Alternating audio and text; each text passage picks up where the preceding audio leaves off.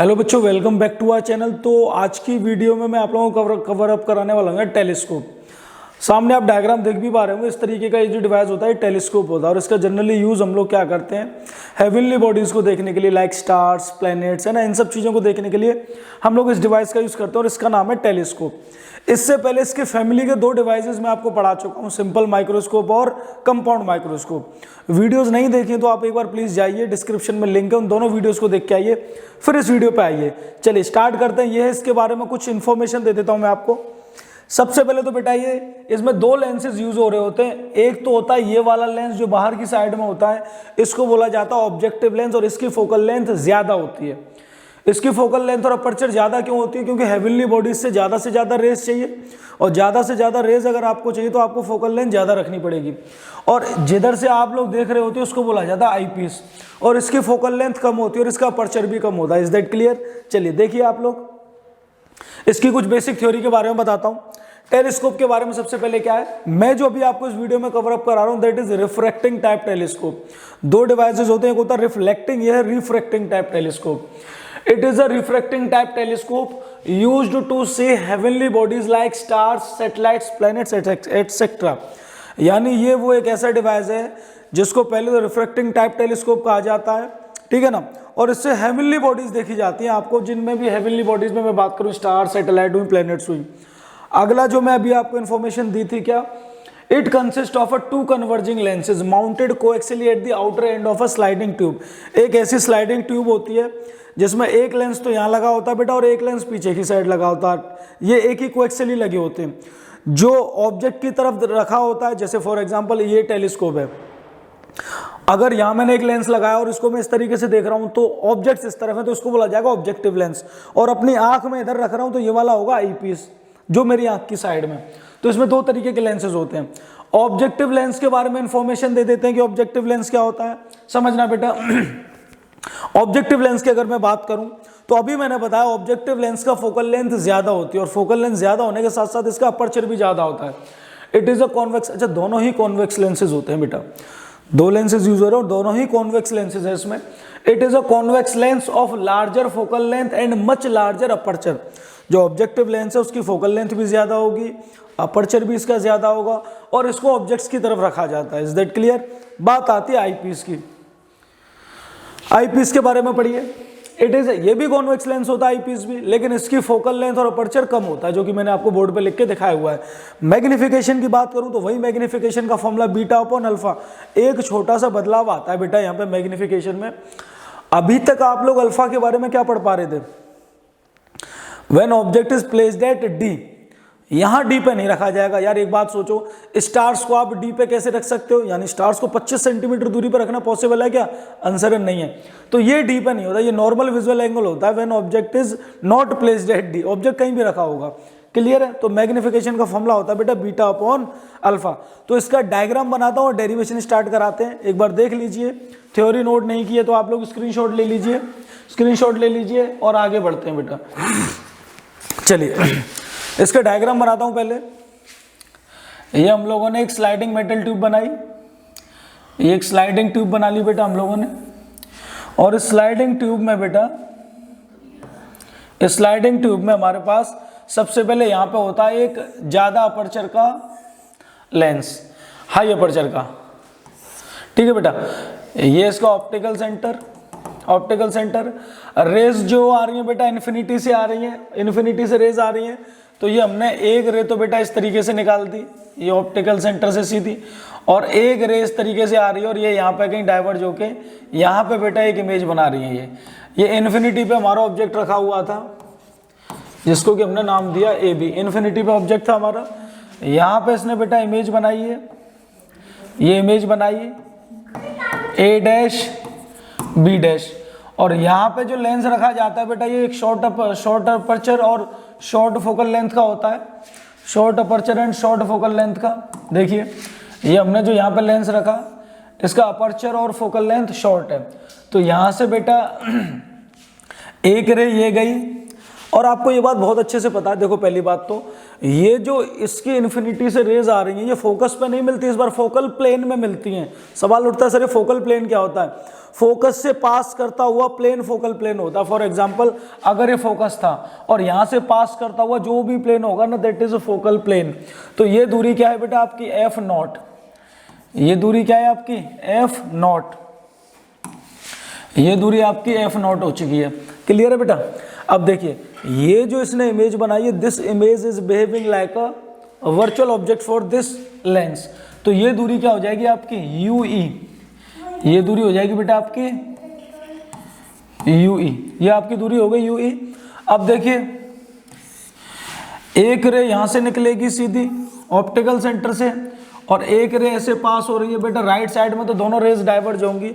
मेरे पास स्केल नहीं है इसलिए थोड़ा सा इमेज प्रॉपर नहीं बन पा रही। अब ये दोनों रेज कहीं यहाँ पीछे एक्सटेंड होके बेटा कहीं यहाँ मिलती हैं, ये यहाँ, और यहाँ आपकी फाइनल इमेज बन रही होगी A'(B'), ये फाइनल इमेज बन रही है आपकी। और ये इमेज भी आपकी उल्टी बन रही है ना, तो लास्ट में मैग्निफिकेशन माइनस का आएगा। डायग्राम एक बार देख लीजिए, डेरिवेशन स्टार्ट कराता हूँ। अब बात आती है आपके मैग्निफिकेशन के एंगल्स की। मैग्निफिकेशन का फॉर्मूला क्या था बेटा, अभी फॉर्मूला बताया था मैंने, magnification will be equals to beta upon alpha. Beta होता है फाइनल इमेज का एंगल, और फाइनल इमेज बेटा ये रही, तो ये एंगल हो जाएगा आपका बीटा ये वाला। अल्फा होता था ऑब्जेक्ट का एंगल, और ऑब्जेक्ट ये रहा इस बार, तो ये अल्फा हो जाएगा आपका ये वाला एंगल। अगर ये अल्फा है तो वर्टिकली अपोजिट एंगल से बेटा ये भी अल्फा हो जाएगा। नेमिंग कर लेते हैं, ये O, A', B', और इसको नाम दे देते हैं O'। ठीक है भाई, एक एक करके ट्राइंगल्स उठाते हैं। सबसे पहले ट्राइंगल उठा लेते हैं, tan अल्फा निकाल लेते हैं इन ट्राइंगल OA', स्टार्ट करते हैं बेटा। In triangle OA', tan alpha लगाता हूं बेटा यहां से।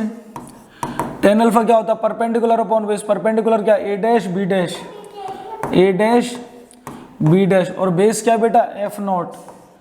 यही आपका अल्फा कहलाएगा, यही आपका क्या हो जाएगा alpha, A', upon F not, A', upon F not. बेटा इसको सर्कल में रख देता हूं, आगे जरूरत पड़ेगी इसकी। अब यहां से tan बीटा निकालता हूं इन ट्राइंगल, कौन सा triangle, A', O'। tan beta वही होगा बेटा आपका परपेंडिकुलर अपॉन बेस। परपेंडिकुलर क्या है, A', अपॉन UE। बेटा मैं माइनस साइन वगैरह नहीं रख रहा, आप रख लेना, वो लास्ट में वैसे भी माइनस आएगा क्योंकि उल्टी इमेज बन रही है, आप चेक कर लेना उसको। मैं मैग्नीट्यूड लेके काम कर रहा हूँ पूरे में। अब देखिए यही चीज आपकी बीटा के बराबर हो जाएगी A', upon UE। A', upon UE हो गया। मैग्निफिकेशन हमारा था बेटा बीटा डिवाइडेड बाई अल्फा।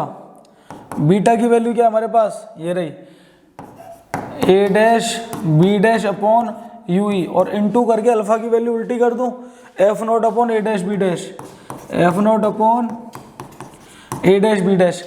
बेटा A', से A', गायब, आपके पास क्या आ गई वैल्यू मैग्निफिकेशन की, this will be equals to F not divided by UE। Last में माइनस का साइन और आ रहा होता बेटा, यहाँ पे माइनस क्यों आ रहा होता है आपको बहुत अच्छे से पता है, क्योंकि फाइनल इमेज इन्वर्टेड बन रही है। फाइनल इमेज कैसी बन रही है बेटा, इन्वर्टेड। आई होप क्लियर हो रही है, बड़े आसान सी चीज़ है यार इसमें, अभी क्या। चलिए आगे बढ़े, मैग्निफिकेशन की वैल्यू उठा लेते हैं। मैग्निफिकेशन की वैल्यू क्या आई है हमारे पास, माइनस का F नॉट अपॉन UE। अब बेटा इसके दो स्पेशल केसेस बनाते हैं मैक्सिमम मैग्निफिकेशन का। जब एक स्पेशल केस से पहले एक चीज़ और बता दूं, इसकी लेंथ ऑफ टेलीस्कोप क्या हो जाती है बेटा, लेंथ पूरी ये वाली होती है, ये पूरी लेंथ होती है इसकी, ये लेंथ। और ये लेंथ किसके बराबर हो जाएगी, ये लेंथ हो जाएगी F नॉट प्लस UE के बराबर। और इसको बेटा मॉडुलस में रख देते हैं। मॉडुलस में क्यों रखते हैं, ताकि हमें सिर्फ पॉजिटिव वैल्यू ली जाए, लेंथ निकालनी है ना। अब आप सोचो कि UE नेगेटिव में ले लो तो लेंथ थोड़ी निकाल पाओगे आप, तो इसलिए इसको मॉडुलस में रख देते हैं। तो लेंथ न्यूमेरिकल है, आप NCERT का उठा के देखना, लेंथ ऑफ टेलीस्कोप भी पूछी गई है। तो F नॉट प्लस UE। चलिए आगे बढ़ते हैं बेटा। अच्छा एक और चीज, इसको V नॉट, यहाँ पे बेटा ये आपकी देखो ना एक चीज, इसको लेंथ ये भी तो बना सकते हो आप। एक बात बताओ, ऑप्टिकल सेंटर से इमेज की दूरी V नॉट होती थी, तो F नॉट और V नॉट आपस में बराबर हो जाएंगी, तो इसको आप V नॉट प्लस UE भी लिख सकते हो। ध्यान रखना, लेंथ आपकी V नॉट प्लस UE को या F not plus UE, both are correct answers. चलिए अगले इसके दो स्पेशल केसेस कर लेते हैं। Case first. अच्छा, अब मैं जो आंसर निकालूंगा उसमें माइनस नहीं लगाऊंगा भाई, क्योंकि मैं सिर्फ मैग्नीट्यूड निकाल के बता रहा हूं। माइनस आप लगा लेना, क्योंकि इन्वर्टेड इमेज की वजह से माइनस आंसर आपका आने वाला है। केस फर्स्ट क्या बेटा, पहला मैक्सिमम मैग्निफिकेशन का, मैक्सिमम मैग्निफिकेशन का, मैक्सिमम मैग्निफिकेशन,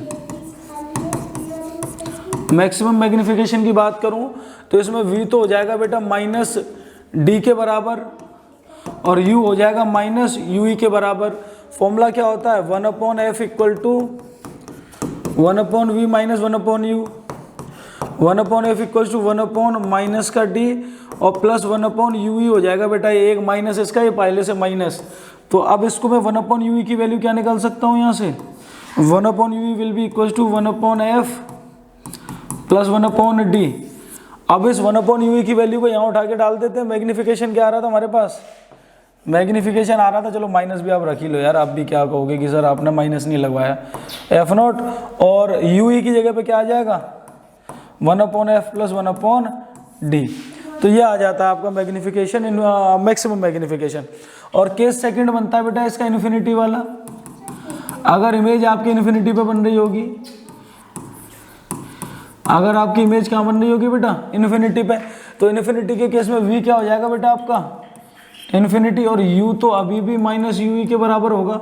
वापस से formula 1/f equal to 1/v minus 1/u, 1/f equal to 1/ infinity minus और माइनस प्लस का 1/ue हो जाएगा, 1/ infinity 0, then 1/f equal to 1/ue। तो ue की जगह पे वैल्यू डाल देते, then magnification will be equals to minus का f0 और इनटू 1/f, तो this will B minus f0/f। ये आ जाता है आपको इन्फिनिटी का केस। कुछ था क्या यार इसमें, आसान सा डेरिवेशन है, इंपॉर्टेंट है। अक्सर आप PYQs उठा के देखिए, मेरे हिसाब से 5 साल के अंदर 2 से 3 बार बोर्ड ने ये क्वेश्चन पूछा गया है। टेलीस्कोप हुआ, सिंपल माइक्रोस्कोप हुआ और कंपाउंड माइक्रोस्कोप, 3 में से एक क्वेश्चन पक्का बनना है, मैं गारंटेड बता रहा हूँ। आप बोर्ड का पेपर दे के आना, ना आए तो कमेंट में मुझे बताना कि सर आपने बोला था और नहीं आया, ठीक है ना। अच्छे से नोट्स बना लो इसके, स्टिल कोई डाउट रह जाता है तो आप कमेंट सेक्शन में मुझसे पूछ लीजिए, मैं कोई एक नई वीडियो बना दूंगा आपके लिए। टिल देन अच्छे से पढ़ाई करते रहिए, मिलते हैं आपसे अगली वीडियो में। Thank you.